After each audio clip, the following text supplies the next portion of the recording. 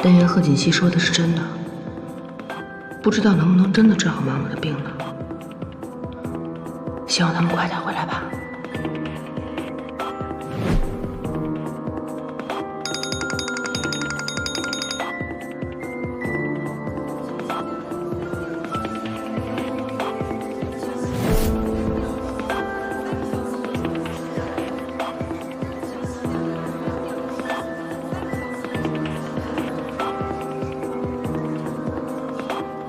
老夫人，少爷的电话一直没人接。这孩子，今天结婚，昨天晚上还出去喝酒去，连个人影也找不到。再继续打。是。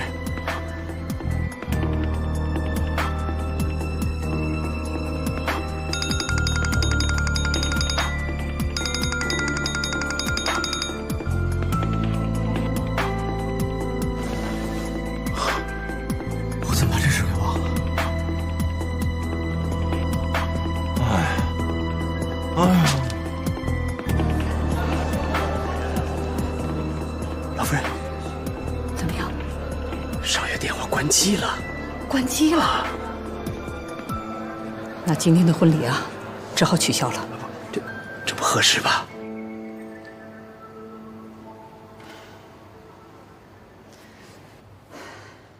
等一下！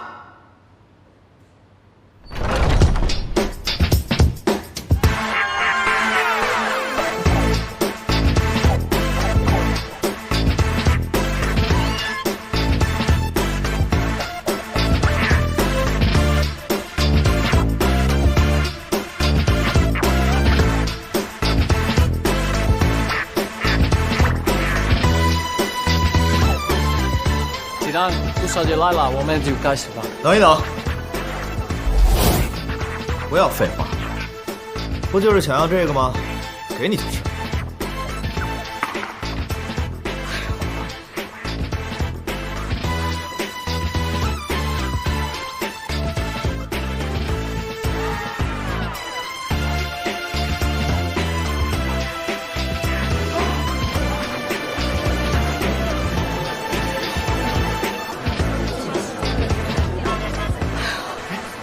李老夫人，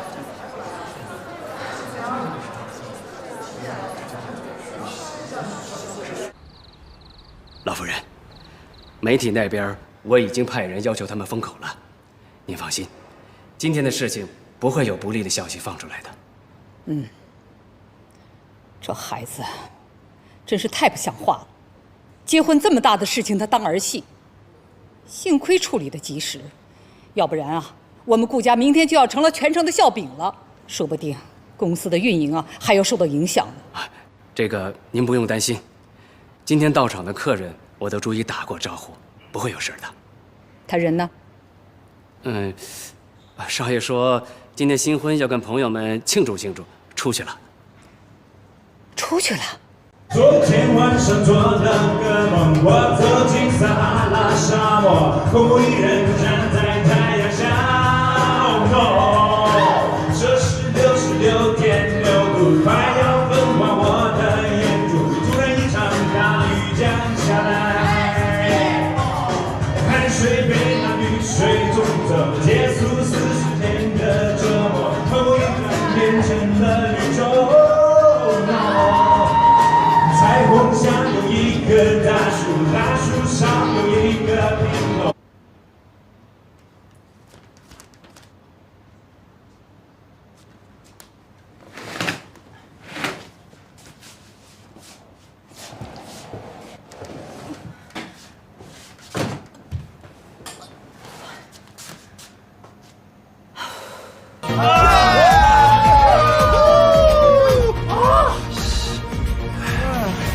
哎，吴老，今天可是你新婚之夜啊，你玩这么嗨能行吗？有什么不合适的？我结婚就是为了我奶奶，我现在完成任务，所以今天晚上我们一定要撒开了玩，不醉不归。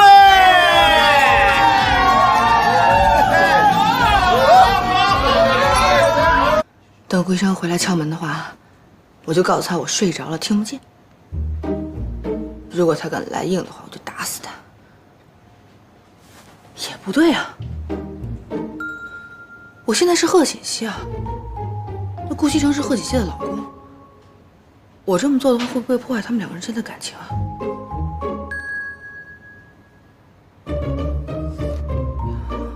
还有老夫人，老夫人要是看见了，该怎么解释呢？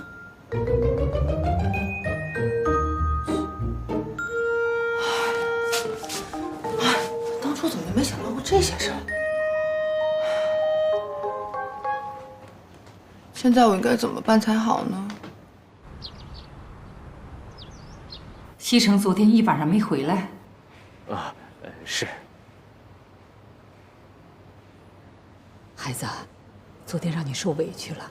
等西城回来啊，我让他跟你认错。没事的，老夫人，我没关系。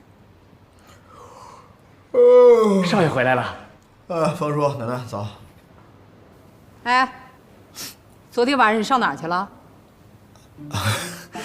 奶奶，昨天跟司徒有个聚会，喝的有点晚了。聚会？奶奶，我一晚上没睡，我先上去睡一觉，有什么事儿起来再说。你回来！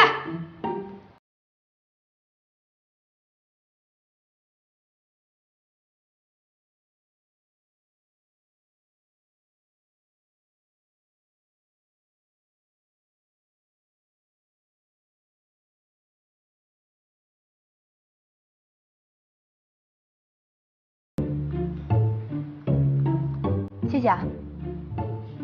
谢什么谢呀？又不是给你的，给我奶奶敬茶。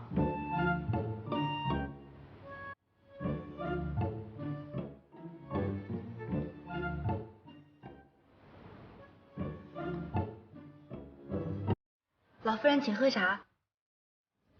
嗯。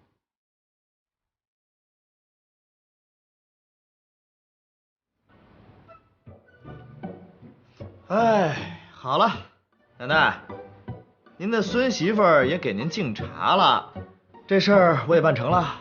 我真的很困，得好好睡一觉。哎，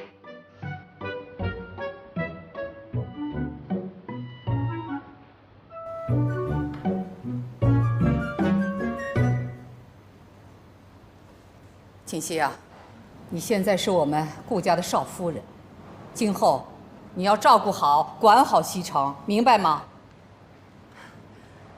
我明白了，老夫人。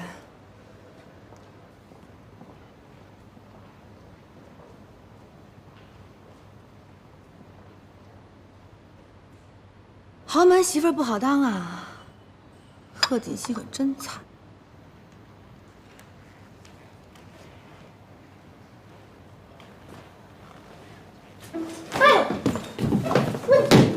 你帮忙啊！别吵，别吵着我奶奶，把门关了，窗帘拉上，我要睡觉。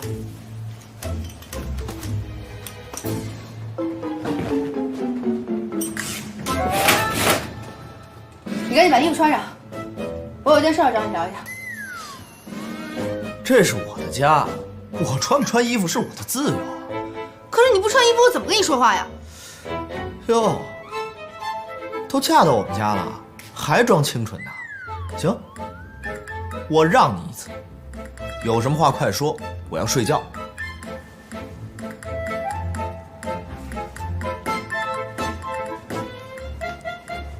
是这个样子的，虽然我们两个人已经结婚了，但是呢，之前并不熟悉，对吧？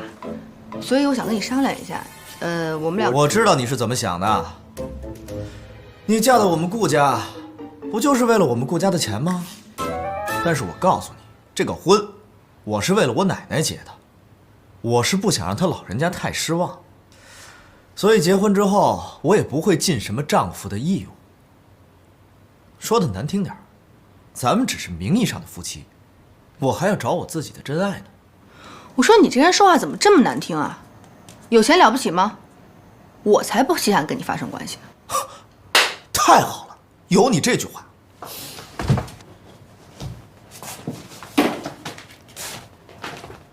把这份合约签了。第一，女方不得干预男方的私生活；第二，女方不得强行要求同床共枕；第三，女方只具有顾少夫人的身份，但是不具有任何实质的权利；第四……行了，别看了，既然你不想跟我上床，就把合同签了吧。你这个分明就是霸王条约，全部都是约束女方的，那么男方呢？你放心，我是绝对不会看上你的。把合同签了吧。哼，你这个是不平等条约，我拒绝。那你要是不肯签，就是对我有意思了，想跟我上床了。你放心好了，我对你一点想法都没有。那太好了，这件事先不要让我奶奶起疑心。我们暂时睡一间房，但是你不能睡我的床，你睡沙发。女士优先的道理你不懂啊？要睡是我睡床，你睡沙发呀？这是我的房间，凭什么你睡床啊？再说从小到大我还没睡过沙发呢。那我也不是睡沙发长大的呀。好，我再让你一次，床一人一半，但是你不许性骚扰我。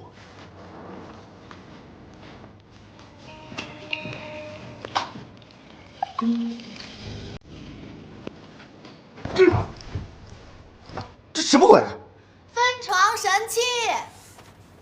神经病！操你！喂，最近有什么情况没有？陆安，你可是收了我的钱的人，有什么情况立刻向我汇报。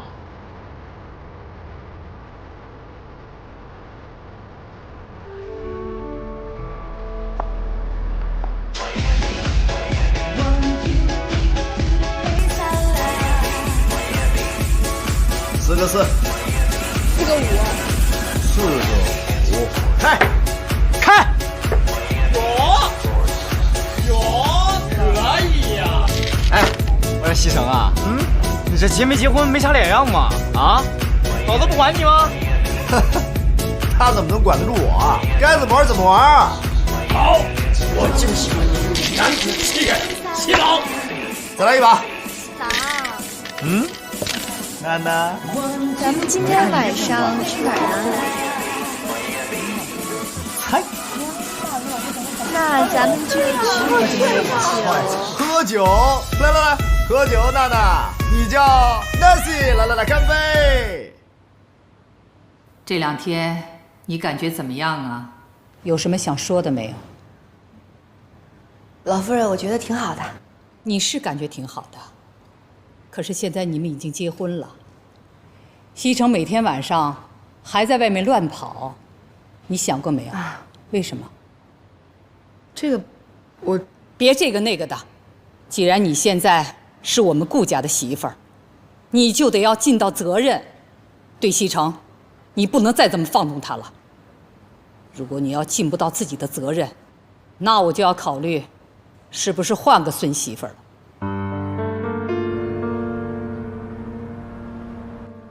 顾总，这个是今年上半年的年度报告，您看一下，以后签个字吧。我知道了，放这儿吧。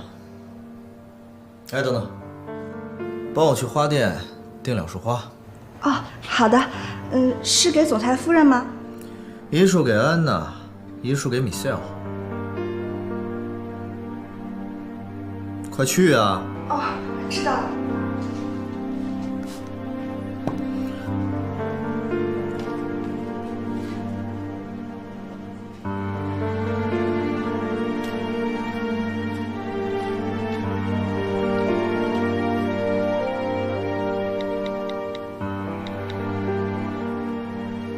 喂，苏小姐吗？怎么办呀？我根本管不了顾西城啊，真麻烦。这样不是挺好的吗？他玩他的，我也轻松。可是我要是不管，会不会被顾老夫人赶出去啊？那不就是破坏了贺锦熙的婚姻？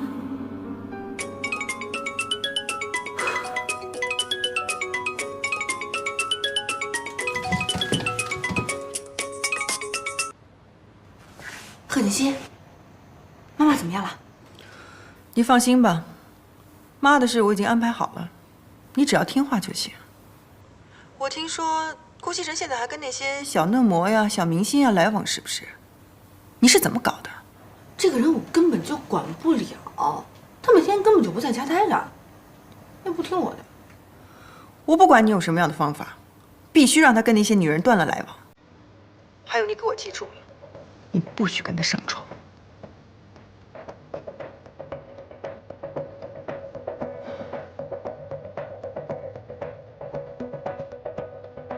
像顾西城这样的男人，也就你能把他当个宝。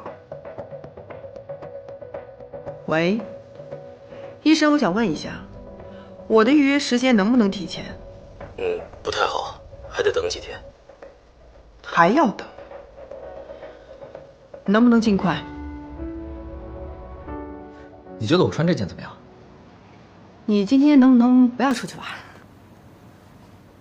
你脑子是不是有问题啊？我不出去玩，我干嘛？我的意思是说，你每天都出去玩，晚上不睡觉对身体不好，对不对？在家睡会儿觉多好啊！你是不是对我有想法？我不出去干嘛？在家陪你啊？咱们之前可是说好了的，结婚之后谁也不要干涉对方的私人生活。谁想管你了？我才用不着你陪呢。就是你，你可以在家陪陪老夫人吧。哎，我没结婚之前，我奶奶没说过要我陪她呀。你想让我在家陪你吧？想让那就直说呀。顾西城，你少臭屁了好不好？我告诉你，你每天都不回来，我才高兴。好啊，那不更好了？那么请你出去，我要换衣服。嗯？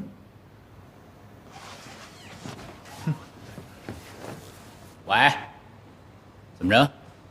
女孩们都到了，太棒了！让他们再等一会儿，我马上就到啊！今天晚上我要来个饕餮盛宴。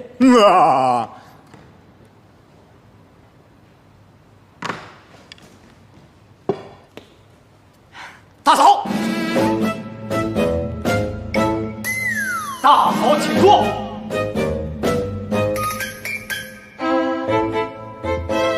大嫂，来人上场。啊，不用客气，不用客气，一点儿都不客气。这好像就是你自己家啊。对不起，大宋。那个看样子你好像经常来家里玩吧？那你跟西城应该是好朋友。西城是我大哥，所以您是我大嫂。见过大嫂。对，你说的都对。那个，既然你们是好朋友的话，我能不能偷偷的问你点事儿？是关于他的。对。大嫂尽管问，我就是个吃里扒外的货。太好。那个，我就是想问一下，顾西城身边有没有什么特别的朋友？特别的朋友？怎么个特别法？就是说，哎，说出来玩笑了。就是我发现他对女人好像一点兴趣都没有。怎么可能？顾西城就喜欢泡女。嫂子，我的意思是说，西城嘛，他和那些女子只是玩一玩而已，从来不会动真情，真的。从来都不会动真情。从来不动真情。嫂，那信不？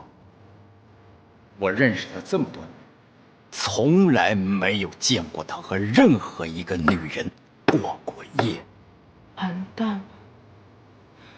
完蛋了！完蛋了！完蛋了！我跟他结婚这么长时间了，他对我一点兴趣都没有，每天只喜欢和你们在一起玩。然后我……大嫂，我毕竟不是情感方面的专家，所以说我觉得可能他是不是有点太腼腆了？你不要再替他打掩护了。我知道你们是好朋友。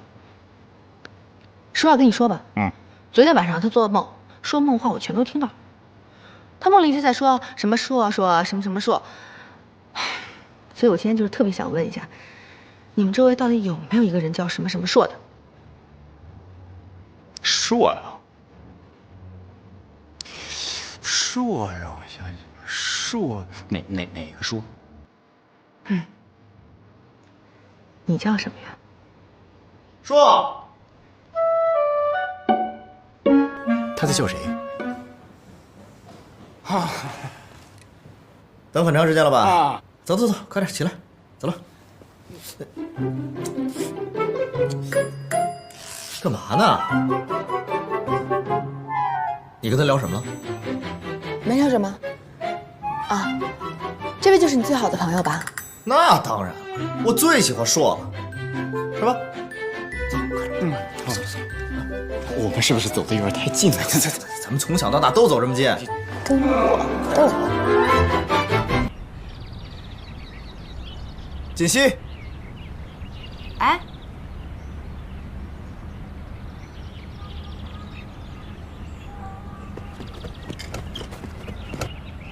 你回来啦？走，跟我去个地方。走啊！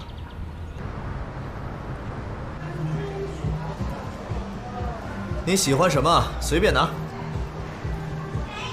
什么意思啊？这个品牌所有的店都被我们集团收购了，所以你想要什么就拿什么。你就是要这家店，我都可以给你。哎，贺锦溪，你还愣着干什么呀？这些不都是你们女孩子喜欢的东西吗？我送给你，你还不要？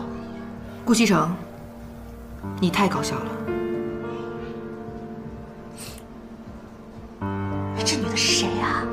不知道。贺锦溪，听说顾少爷已经结婚了，不知道是不是这个女的。哎呀，管他是不是呢，反正顾少爷都说了要把整家店都送给他，还说了店里的东西随便他挑呢，可真是大手笔啊。是的。贺锦溪，你真不识好歹，等着吧，顾西城早晚是我的。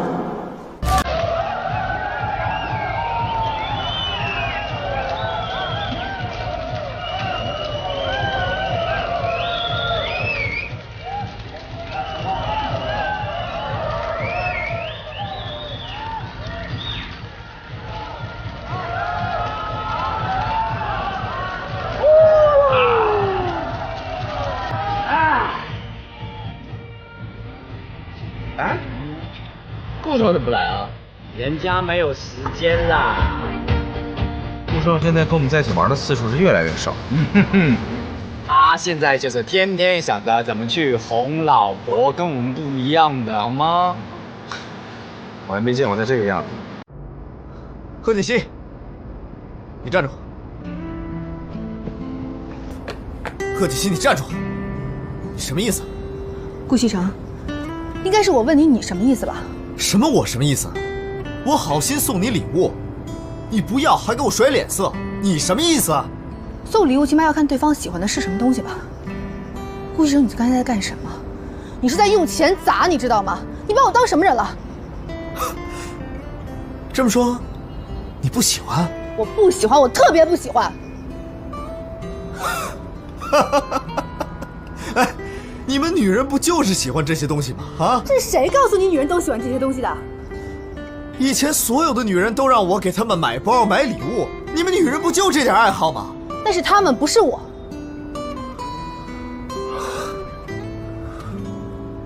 好，那是我错了，行吧？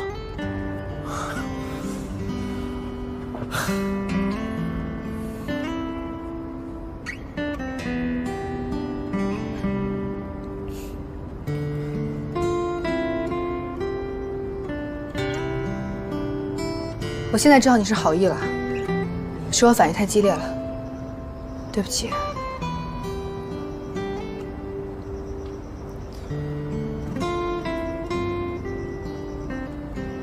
那你喜欢什么？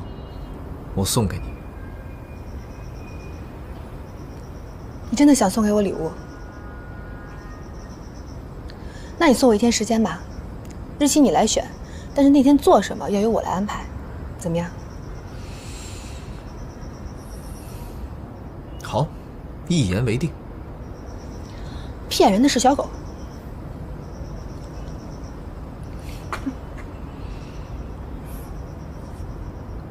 小狗骗人。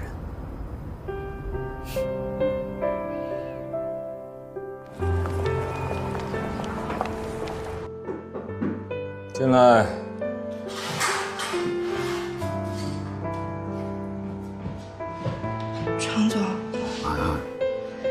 这是顾总让我交给您的。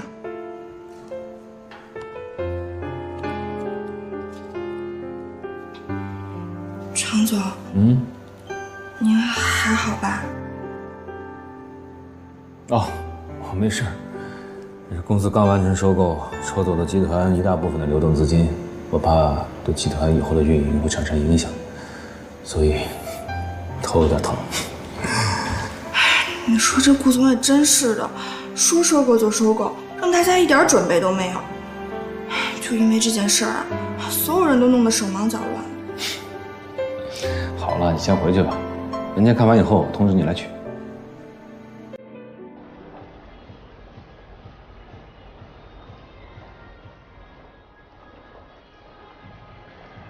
贺锦熙，哎，看看这些够吗？你这是干嘛呀？我看你挑来挑去那么麻烦，超市里的东西不都一样吗？我全买了还不行吗？你这是在扫货架好不好？你选的这些东西用不到的。这不都一样吗？说好今天都听我的，现在就想反悔了是不是？行，听你的，你说了算。好了，那我这边东西选的差不多了，我要去图书区看一下。哎，那这些东西呢？放回原处啊。我放啊？不然呢？不是。老方啊，今天他们小两口都不在家，让露露呢随便弄点什么东西就行了，别弄复杂了。啊，是，老夫人，最近少爷跟少夫人的关系越来越好了，少爷都不怎么出去玩了。是啊，还是得找时间带着锦溪出去玩玩。他是比以前啊懂事多了。照这么看来呀，不久就会传出喜讯了。让他们多多培养感情吧。哦，你带我就几个人，我想打打牌了。好嘞。哎，好，哎，好。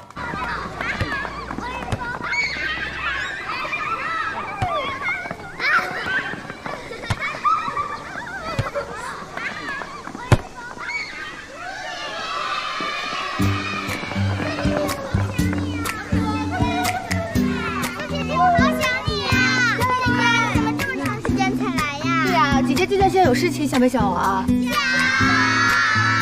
那要不要吃好吃的？有人想吃什么？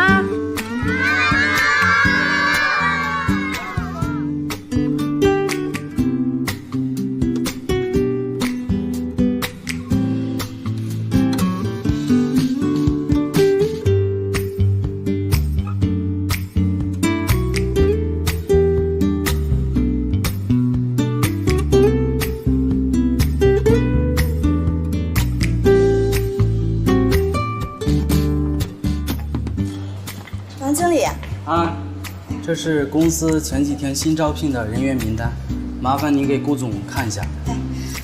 顾总现在不在，回头我就交给他。啊，好，麻烦了。您客气了，王经理慢走啊。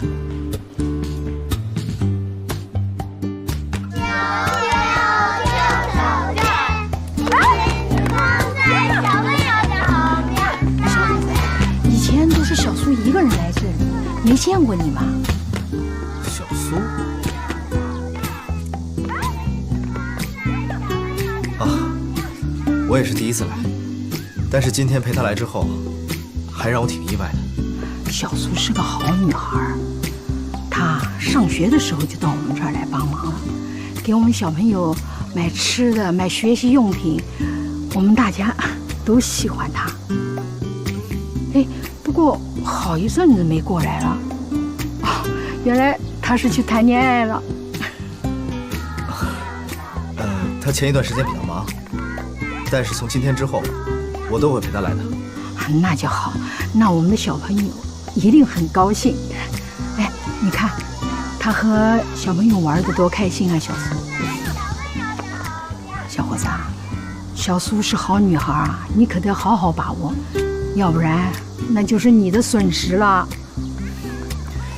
院长，您放心吧，我会好好珍惜的。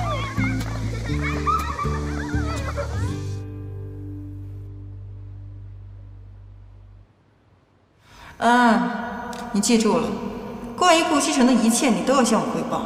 尤其是他身边新出现的女人。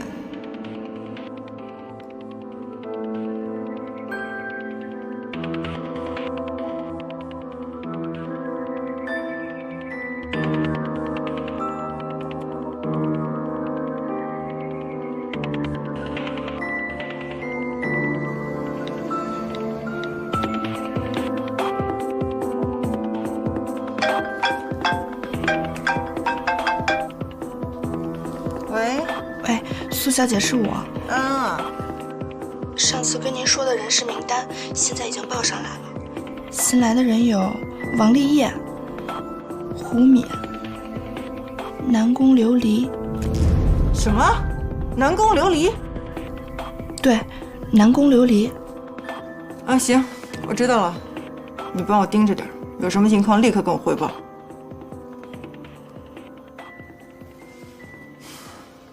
这个南宫琉璃还真是阴魂不散。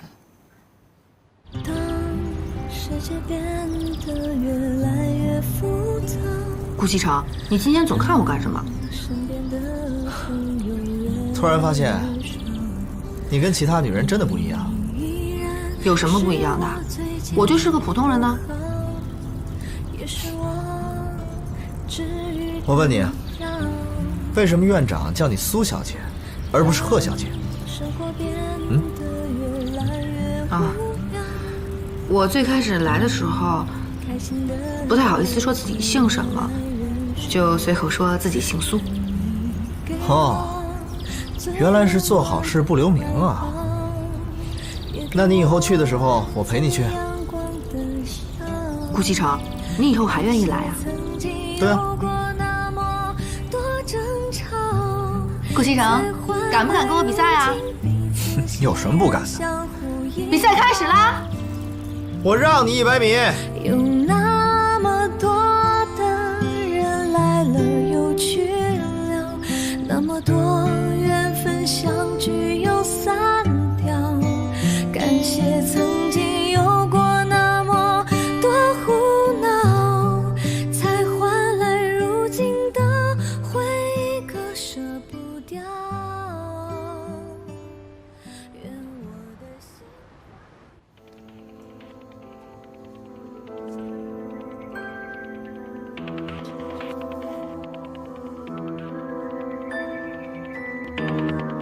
喂，思源熙，现在顾西城身边有一个女人叫做南宫琉璃，你想办法把她弄走。南宫琉璃？她是谁呀？为什么要把她赶走？她是公司新招的一批新人。可是我又不认识她，我怎么能……锦溪。那个，没什么事的话就，我们改天再联系。拜拜。谁的电话？一个朋友。吃饭了。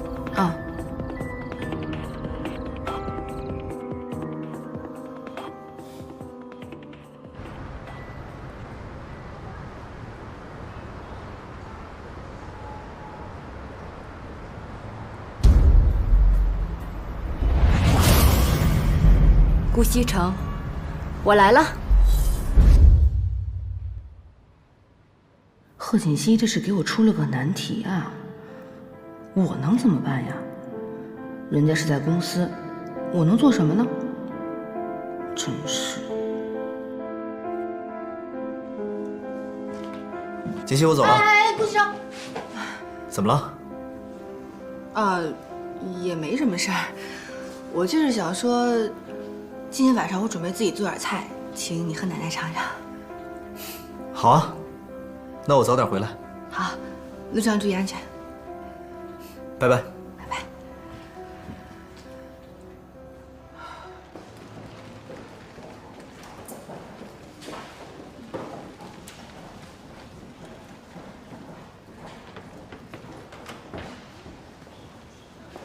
南宫，以后这个就是你的位置。来，大家把手上放下啊！我给大家介绍一位新同事，南宫琉璃，大家欢迎。大家好，我是南宫琉璃，今后和大家就是同事了，还请各位多多指教。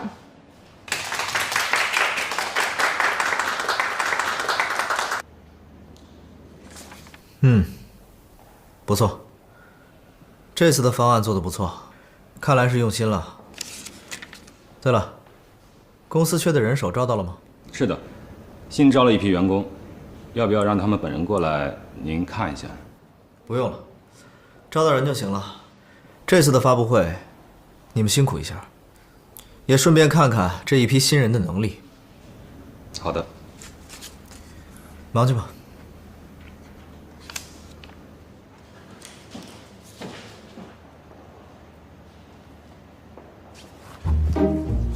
我知道哪儿呢？我去，嘿，哇塞，没谁了。一个赛一个的啊。听说有几个还不错，反正都是人事的事儿，能招到就行。你这叫什么话？不是你下的命令吗？必须要招美女。那是以前，今时不同往日。再说了，美不美，那又能怎样？小草的命吃药了吧？把你弄得那么的清心寡欲啊！哼哼，哎，突然觉得他还挺有意思的。来真啊 ？So what？ 哎呀妈呀，这消息太震撼了！顾西城，今天晚上必须请哥几个吃饭呢，庆祝你找到真爱。Sorry， 今天晚上我没有时间，锦溪亲自做饭，我要回家吃饭。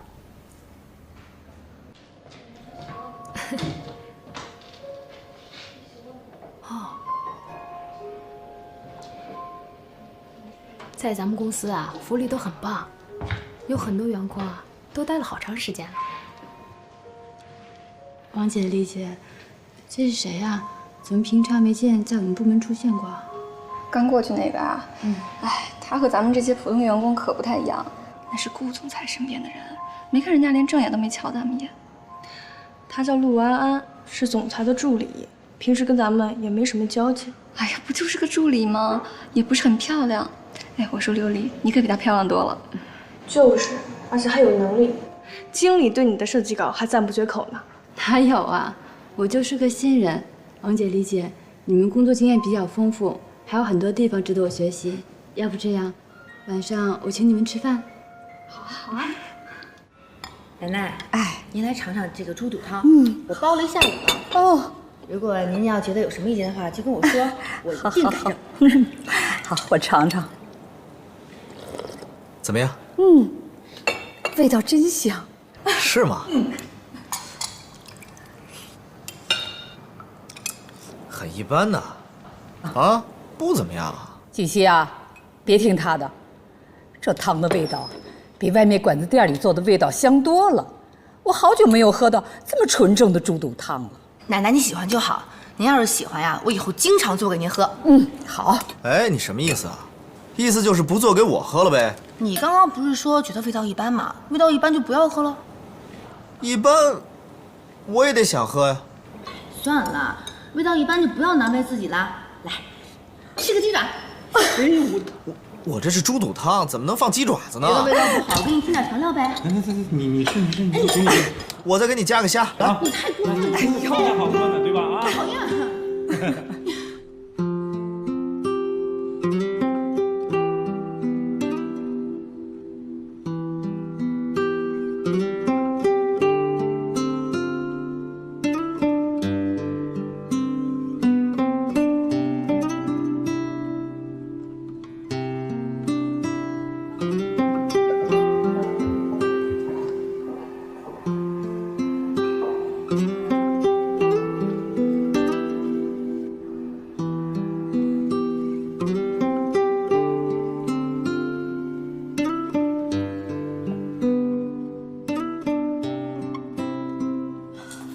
常副总，你也加班啊？对呀，发布会马上就要召开了，这2天都在加班。你也是在忙这个？啊，我刚来，对很多都不熟悉，希望自己能帮得上忙。别太晚了，这个点儿女孩子一个人走路不安全，早点回去吧。再说了，咱们的顾总可不会因为你加班就给你加班费呀！啊？好的，那您先回去，等我这点忙完，我就回家。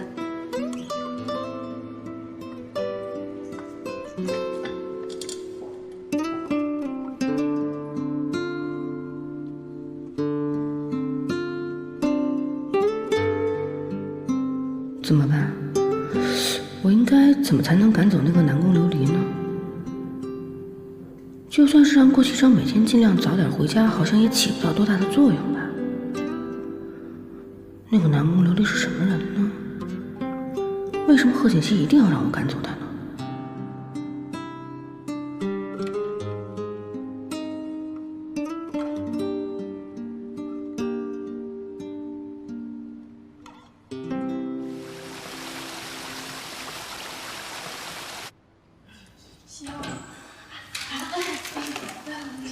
经理，这次发布会怎么样？怎么样？怎么背的呀？这次发布会圆满成功！太好，太好了，太好了！没有白费。咱们啊，这段时间的功夫都没有白费。我们倒还好，倒是南宫这几天一直忙着辛苦加班呢。哎呀，可不是嘛！南宫工作能力这么强，长得还这么漂亮，这次人事啊可算是慧眼识珠，给咱们找到个这么好的。这次发布会的成功，南宫居功至伟，恭喜恭喜！经理、王姐、李姐，你们都别夸我，这次功劳不是我自己的，是大家的。好了好了，我听常副总说，这次发布会成功之后，他会跟顾总商量商量，咱们全面调薪。哎呦，可算了吧，谁知道顾总怎么想的呀？我听说人事可提过好几次了，从来没成功过。那得，咱们不说这个，今天晚上我请客，你们好好想想，你想吃什么，好不好？好。我要去上了。顾总，常副总好。顾总，你看他们的发布会非常成功，下面的员工也都非常辛苦。我了解过，基础人员都很久没有调薪了。你看是不是？常总，我们公司的待遇已经很不错了。据我所知，他们在同类型的公司里应该拿不到这么高的薪水。咱们的劳动强度也是最大的呀。哼，常总。你要知道，一年有365天，52个星期，每个星期休息2天，只剩下261天。你每天有16个小时不在工作，去掉170天，还剩下91天。每天下午茶时间用掉半个小时，去掉23，只剩下68天。你每天午餐用掉1小时，又去掉了46，只剩下22天。公司每年有2天的病假，这样只剩下20天。公司每年还有5天的节假日。最后只剩15天，公司还会慷慨地给每个人每年14天的假期，最后你只工作了1天，你还好意思跟我提加薪？顾总，话可不能这样说，我们员工的账不是这样算的。南宫。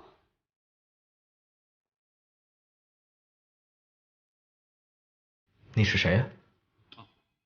公司新进的员工，叫南宫琉璃。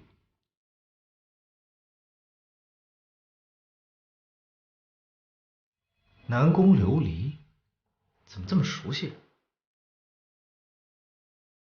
好，你来说说应该怎么算。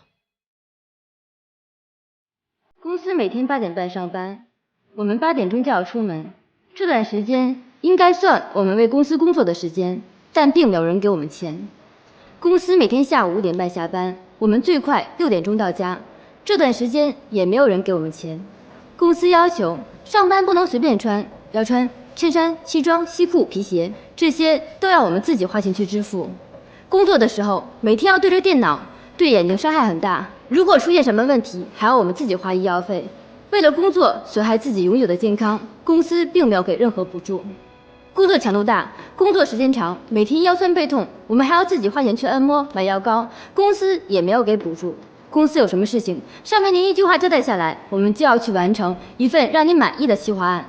有的时候睡不好觉，甚至做梦都是这些，这个应该算加班吧？为了好好工作，还要搞好员工和客户的关系，有的时候呢，还要买一些小礼品、小纪念品，这些都要我们自己花钱。顾总，您说我们应不应该要求加薪呢？对呀。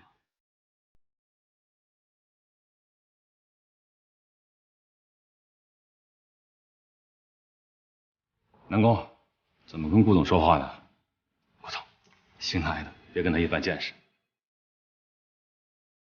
裙子不错。是啊。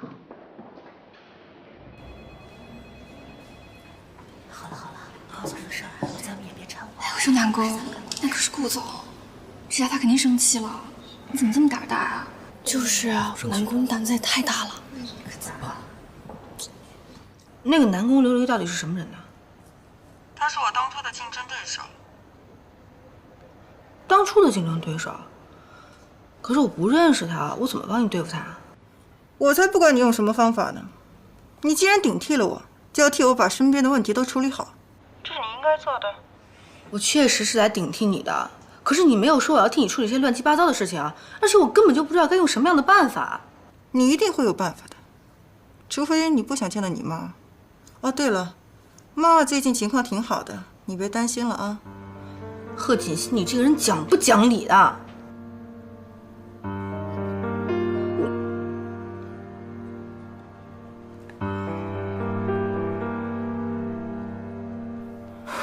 怎么办呢？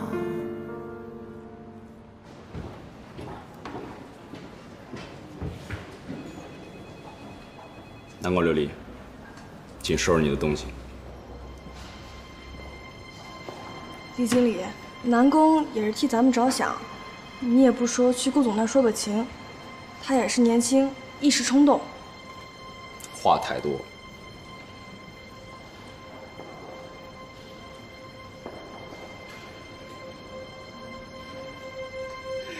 你们这是干什么呀？啊！刚才顾总下了调令，从明天开始，你就是他特别助理了。另外，顾总还给大家调了薪，员工的工资增加10%，先别急着高兴啊！还有一个好消息，大家年假的天数呀也增加了，而且是带薪休假，欢呼吧！有今天啊，全得谢谢你。是啊，以后可得叫南宫助理了。就是啊，南宫，这是好人有好报，你可是我们的大福星呀！哎呀，对呀，哎，我提议啊，今天晚上我们给南宫庆功，请他吃饭怎么样？好，今天晚上我请客。今天晚上我请客。锦溪啊，过来坐坐吧。奶奶，我一会儿来啊，我再给你削水果。每天早上上班7点半，每天下班还要1个小时，还要经常给客户买小礼物。嘟嘟囔囔的干什么呢你？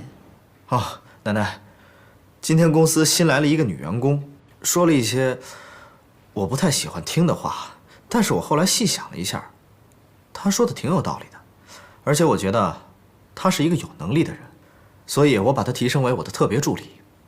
像这样有能力的人呐，是得给他提供更多的机会。咱们公司现在啊，要多多培养人才。我知道。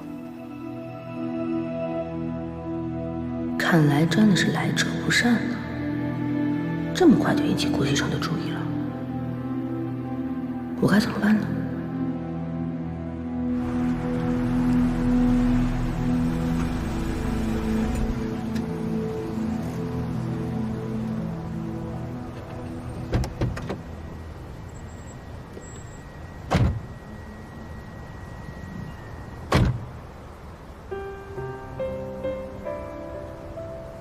干嘛拉我来这里？想到一些以前的事情，不自觉就开到这儿了。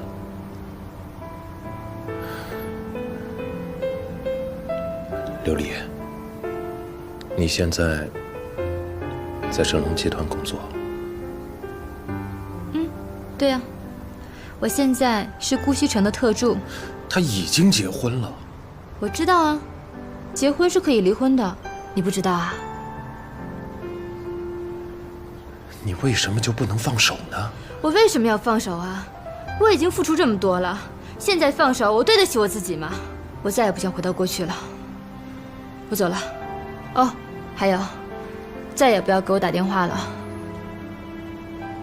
琉璃，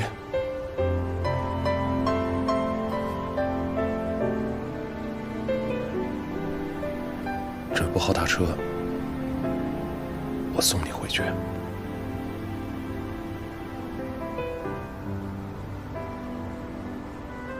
最后一次。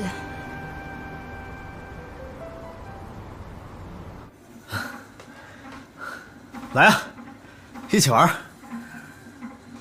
哎，西城啊，我想问一下，公司最近招人吗？公司刚刚招完一批新人，最近没什么招聘计划，怎么了？哦，我就是天天在家里待着，觉得特别的无聊。无聊？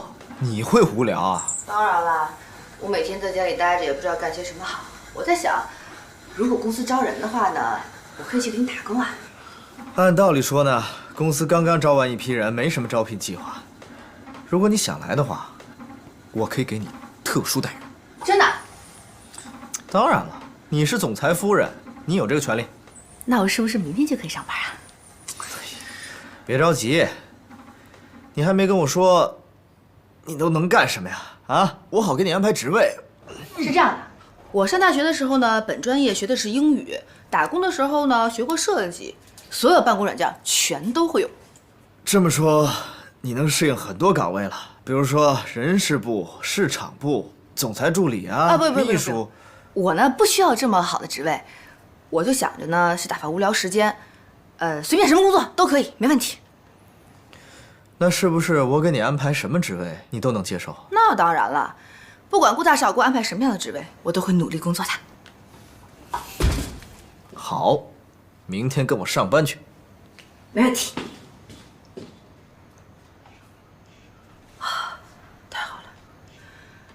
只要能够进公司上班，就能够有机会看住顾西城。如果那个南宫琉璃有什么问题的话，一定能够及时发现的。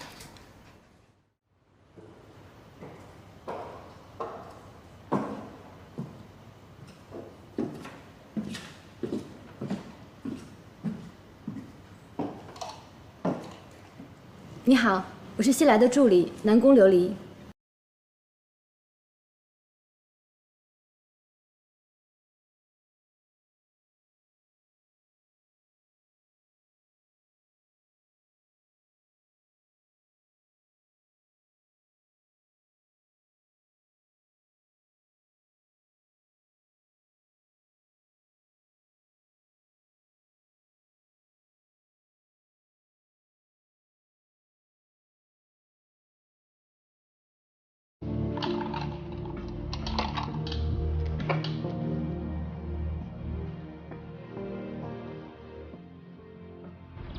您注意脚下。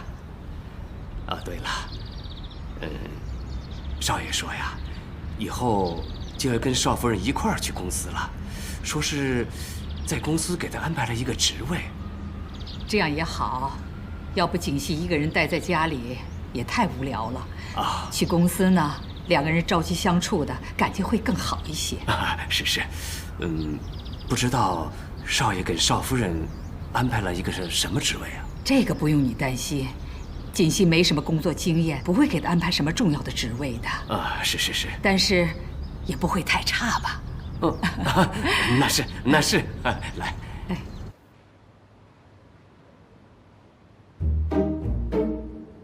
该死的顾西城，竟然让我当清洁工！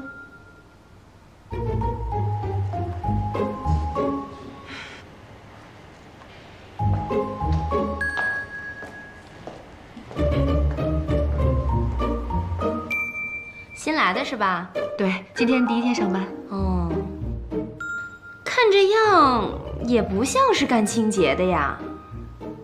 算了，谁让你有门路呢？不过既然来了，就得做好自己的本职工作。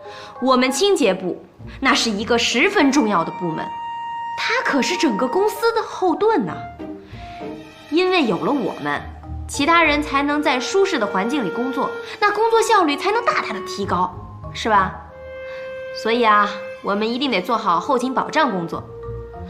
我们清洁部一共是18个人，1人负责1层楼，加上你19个。对了，你叫……您管我叫小西就行。小西是吧？那你就去负责一下大厅，大厅和周围的卫生都归你管。那么大？那么大，就你的工作量算最小的了。快去干活吧。好。哎，新来的，用手拖地呀。拖把和扫把。后边。不好意思啊。对不起，对不起。做事情毛里毛躁的。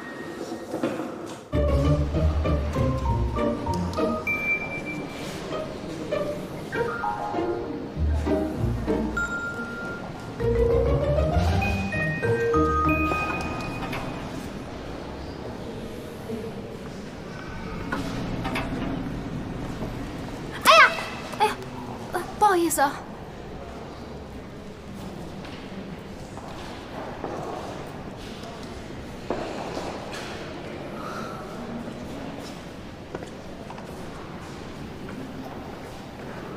顾总，来公司这么久，真的特别感谢你。好，我知道。你忙。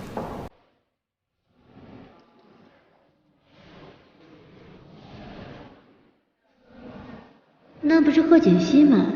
他怎么成了清洁工？他和顾西城之间到底出了什么事情？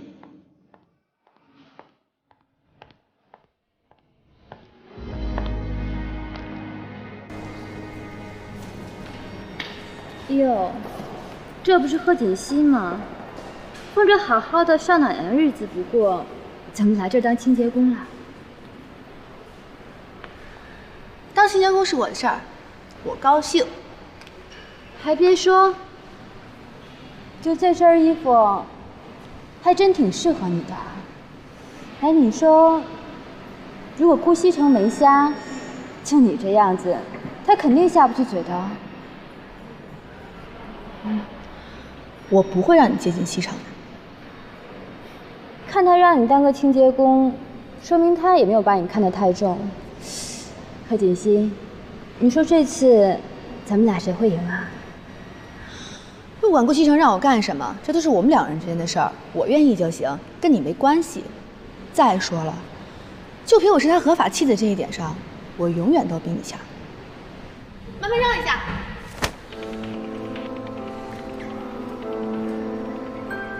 该死的贺锦熙，怎么变得这么牙尖嘴利了？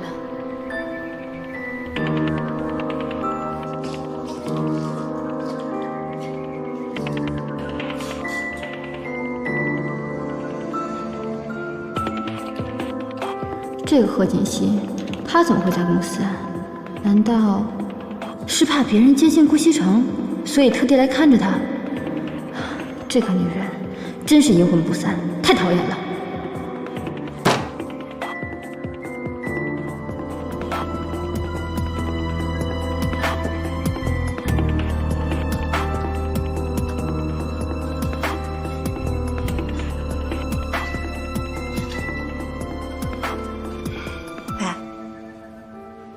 干嘛呢你？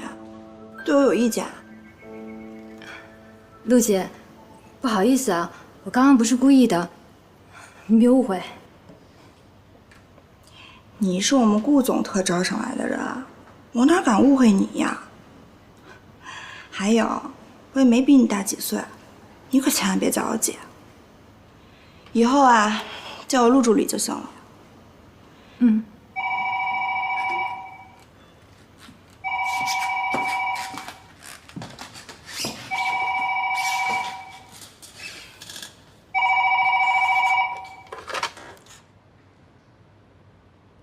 一个小小的助理就敢给我脸色看，等以后我成了总裁夫人，一定让你走人。贺锦熙来公司上班，顾西城应该是知道的呀。那他到底什么意思呢？喂，贺锦熙。我看到南宫琉璃了。你放心吧，我会尽量看好顾西城的。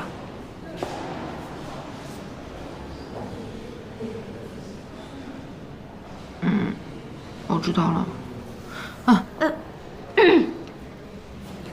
新来的，又偷懒呢？没有啊。你说你第一天上班就这么不用心，你是不是不想干了？没有。我跟你说啊，别以为你有门路，我就不能把你怎么样。你活干完了吗？这是什么呀？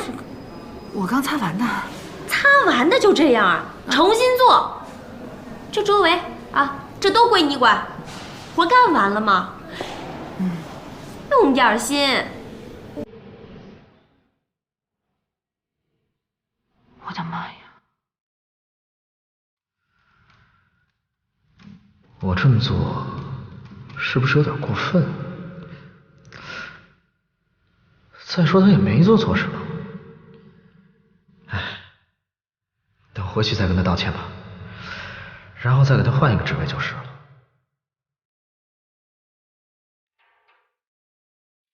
进。顾总，您今天中午有一个饭局，我已经帮您安排好了饭店。帮我推掉吧。今天中午我想在公司的食堂吃饭。食堂？哦，我知道了。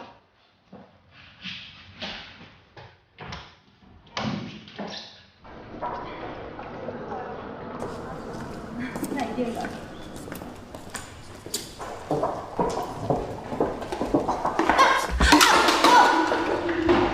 你没事吧？